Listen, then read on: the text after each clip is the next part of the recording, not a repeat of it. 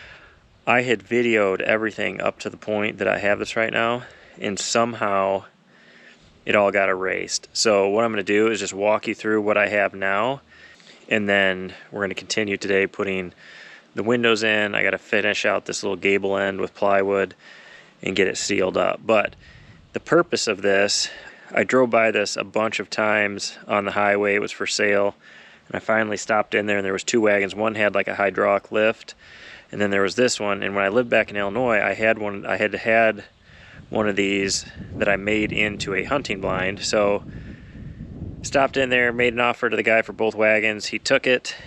So that's how I'm got to this point. And these are really cool. I'm going to use this as a hunting blind out back behind the house, but also in the summer the kids can use it as a playhouse. So we'll go ahead and check it out here.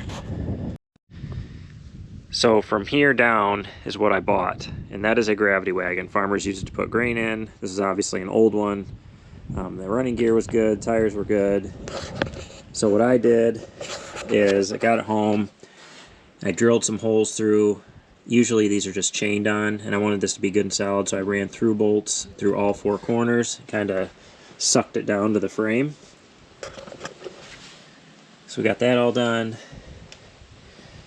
The metal's in pretty decent shape. But anyway, we're going to access through here, and there'll be a hidden door. It'll make it perfect for when we're going out to the food plot. We can just slide in the back.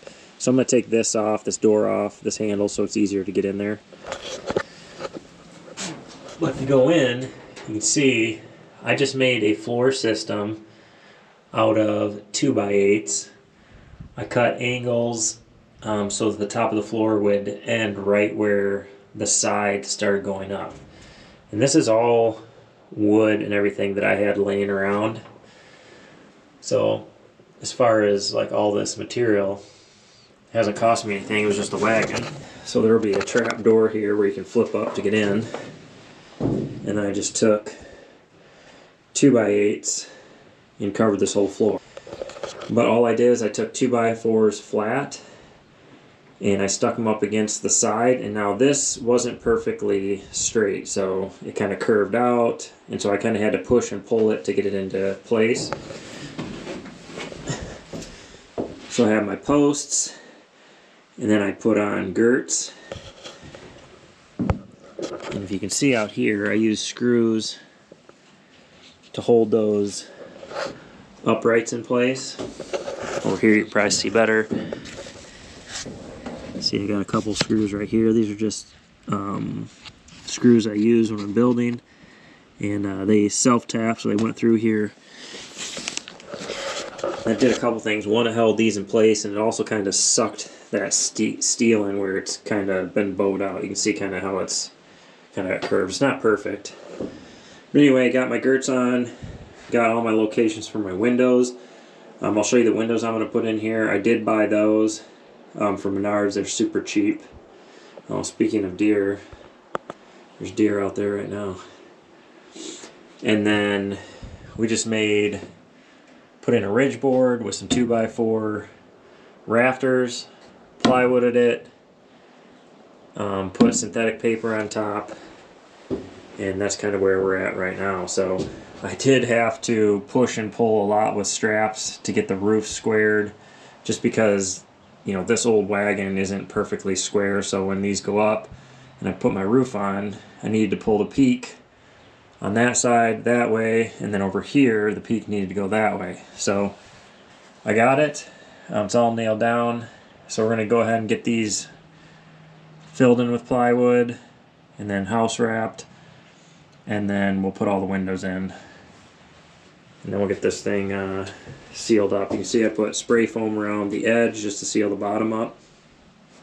This is going to be pretty cool. This is going to be the primary side that will face kind of where I'm going to be hunting. So got nice big windows to be able to see out.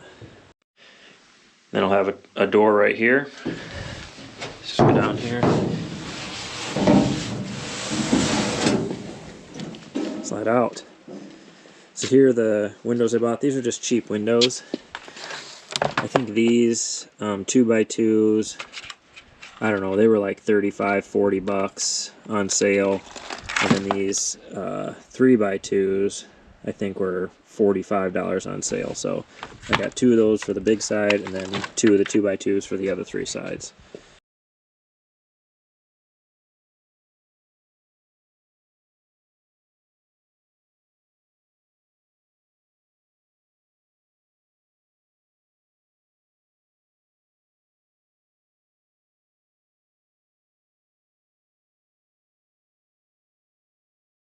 Doing these windows a little differently. I want these as sealed as possible, so I'm siliconing all 4 sides, taping all 4 sides, making this thing just sealed up really tight. So we're going to go ahead and get our house wrap and do that, and then we'll move on to another side.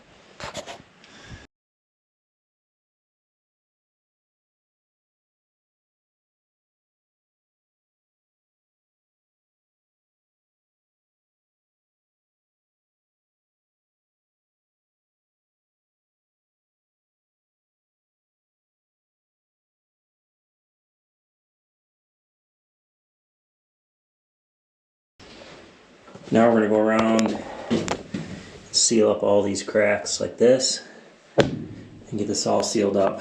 I'm going to block this all in as well.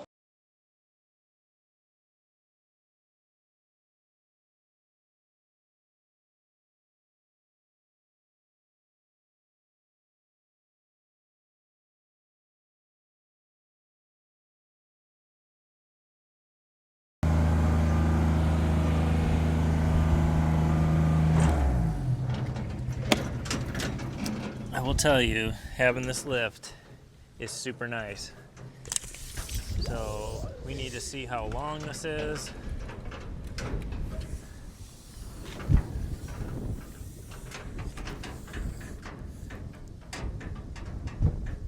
So we are 11 feet 10 inches, which I'll take that all day long, because that means 4 pieces will cover this.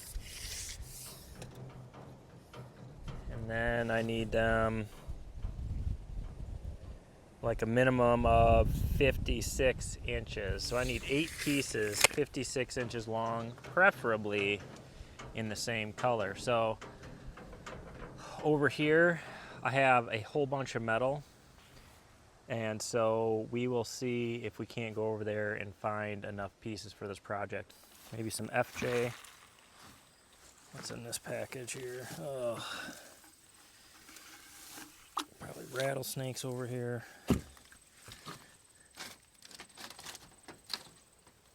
Snow bars, corner trim.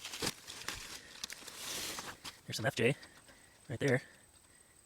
I'll need some of that once we get to the roof. Drip edge, you see any drip edge right there? Yes. That's all I need, it's 2 pieces.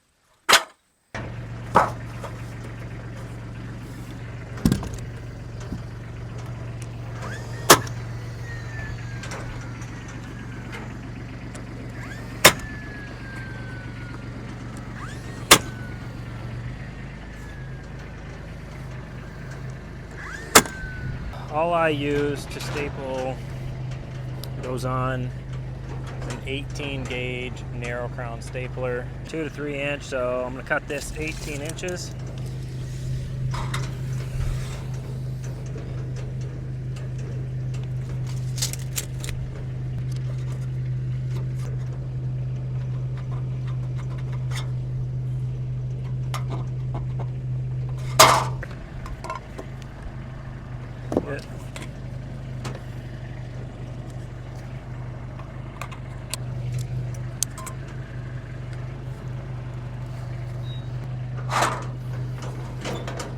Made a little opening in the hem.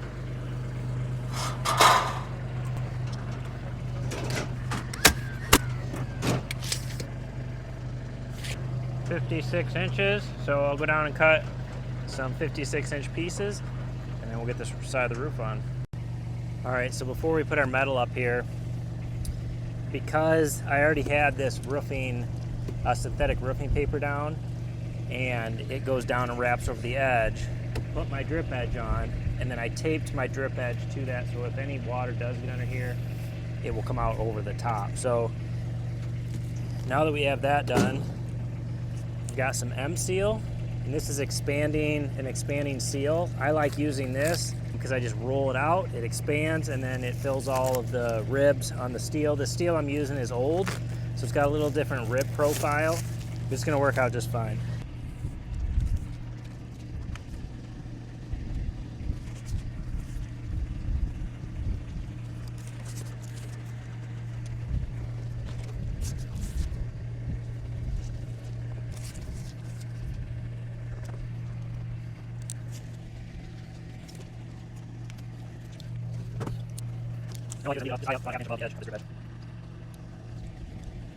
I will have to get some sealant where some of these holes are a little bit too big.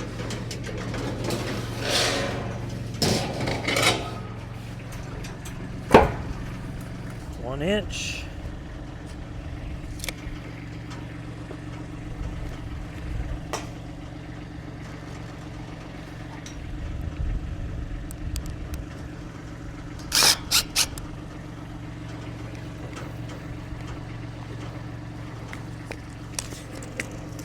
One inch.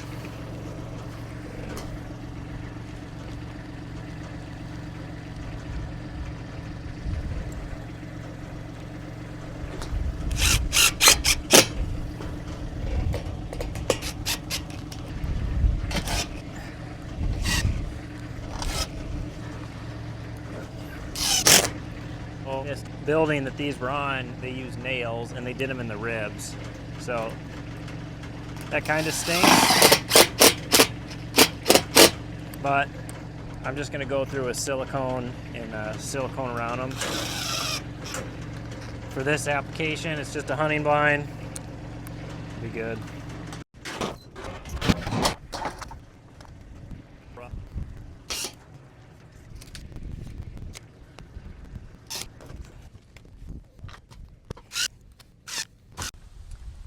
Alright guys, so if you can look over here, got all the metal on the roof. So the next thing to deal with is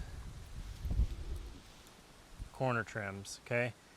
And all the steel I took down, it had 6-inch corners, which is fine, but all my fascia is 2x4, so I actually need 4-inch corners. So what I'm going to do is this is going to go over the rib on the roof, angle down, screw in the flat. I'm going to cut this off right here and just put a 1/2 inch hem right there. That way I don't have to buy anything new. So I'm just going to rip this off, 1/2 inch hem, good to go.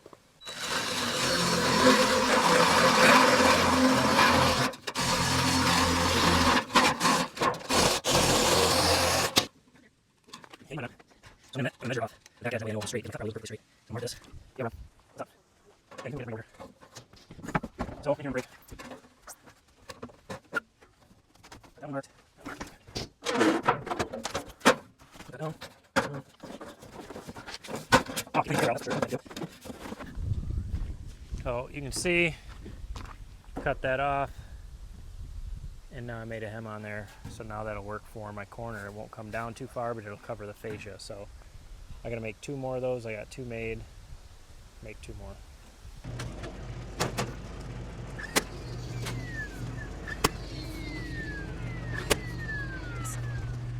Whoa!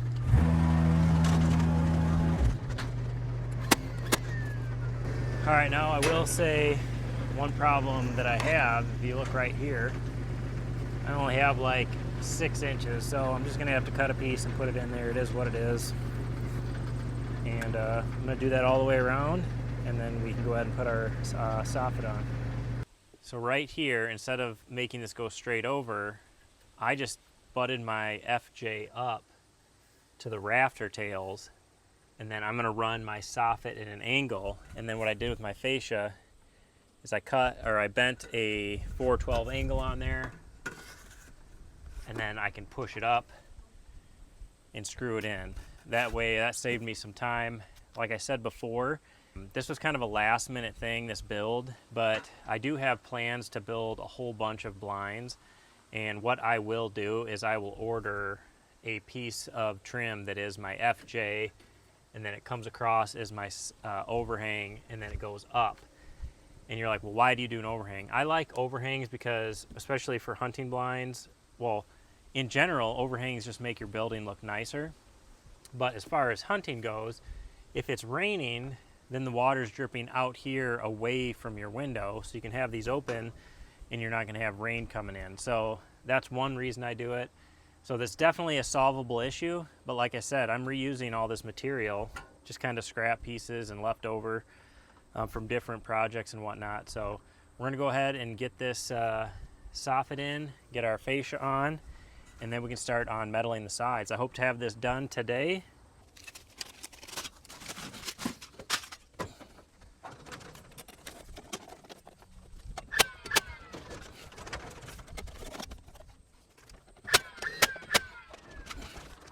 So I had 12-inch soffit, and I just ripped it in half in a bundle on my table saw.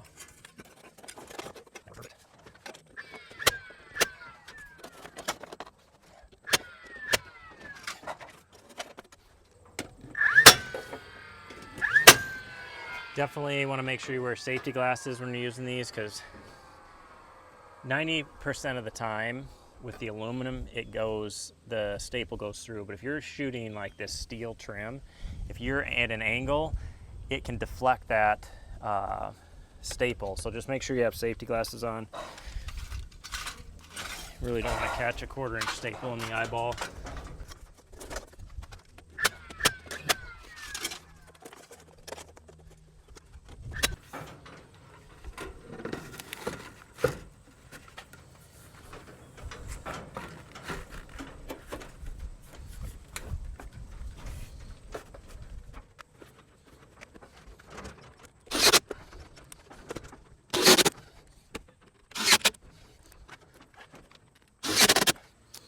If it looks like I'm pushing hard, I am, because I overbent this, so when I put it up here, I know I could push up, and then that'll be tight up against that soffit. So slightly overbent. This one I think I bent a little too much. But we'll get it.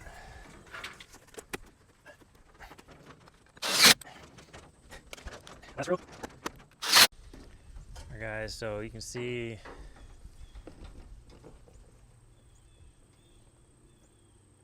detail there. I know it doesn't look great, but someday I can paint this. We'll see. Doesn't look bad. You can see now underneath there, that fits tight along there. This would be the same way you would do a house, except I wouldn't use these because if you're having gutters put on, your gutter guy is going to slide your gutter up underneath that typically.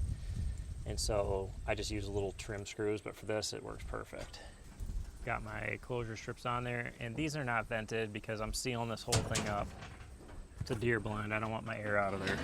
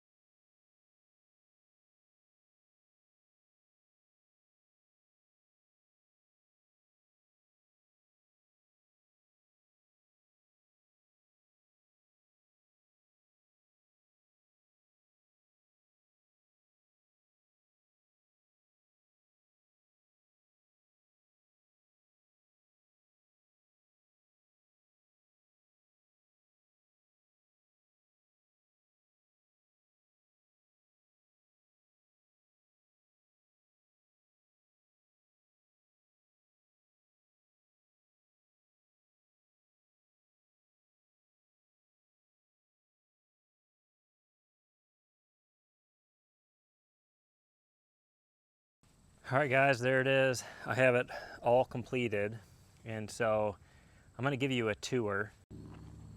All right, so first off with the running gear,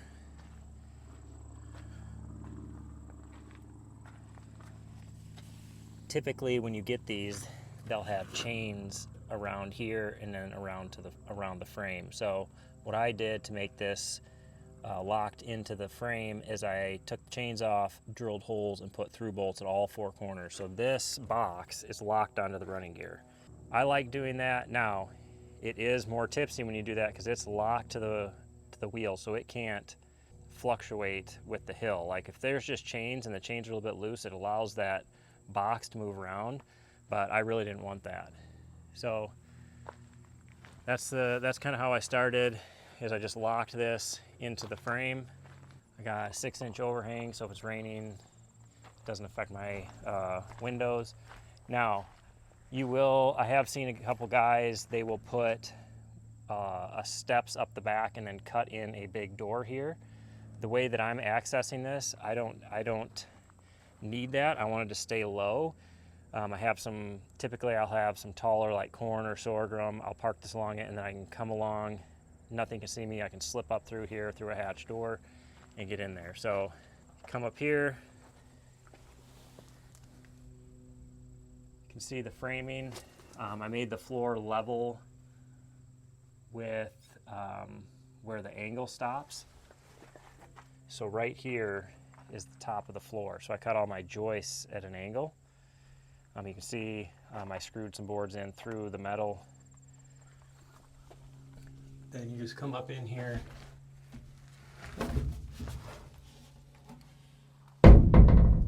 You can do that quietly when you're not trying to film. So once you get up in here, you can just close the hatch. That way you're not going to step in a big old hole. Flip my carpet over. Now I'm pretty much airtight. See, I just put some remnants of carpet on the windows to block them.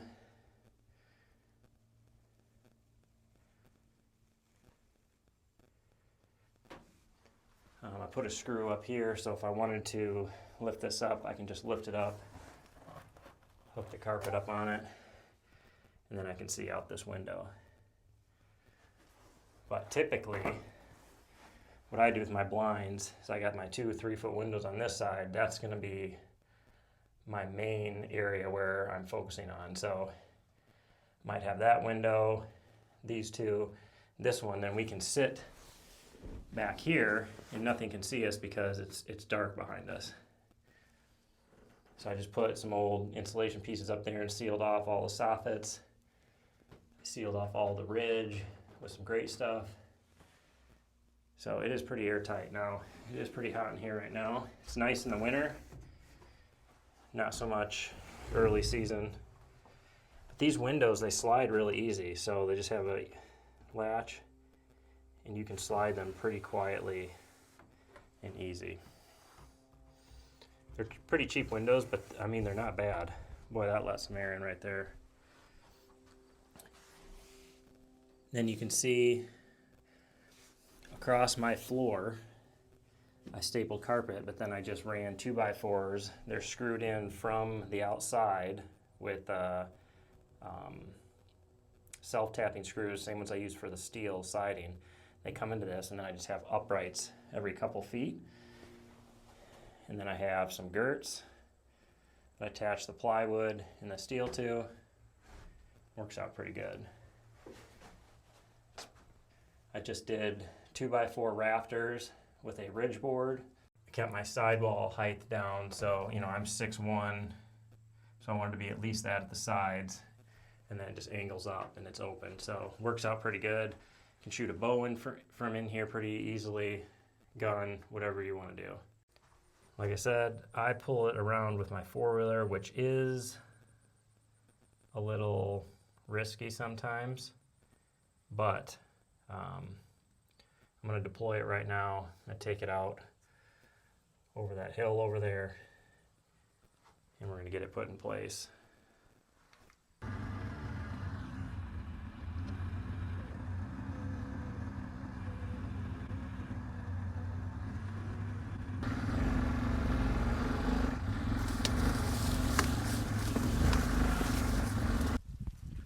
So now that this thing is deployed, what I do is I take 4x4s or 6x6s, just wedge them from the ground up underneath that lip, and that'll keep this thing solid. It'll handle a lot of wind. So I put 2 on this side and 2 on the other side, but it ends up being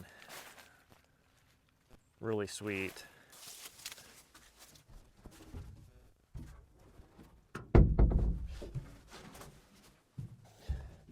Here.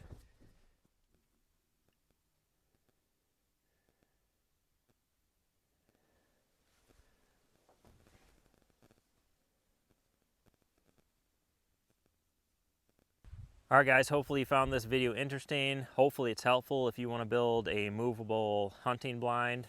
I know a lot of you are kind of into the outdoors and stuff, so it's probably up a lot of your alley.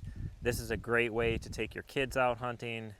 It's a great way to stay warm in the late season when it's freezing cold, and it's just kind of fun to do. I can tell you our kids use this as a playhouse in the summer more than we actually hunt out of it, so it serves a lot of purposes. But as always, we appreciate you guys watching. If you haven't already, hit that subscribe button, share us with your friends, and we will catch you on the next video.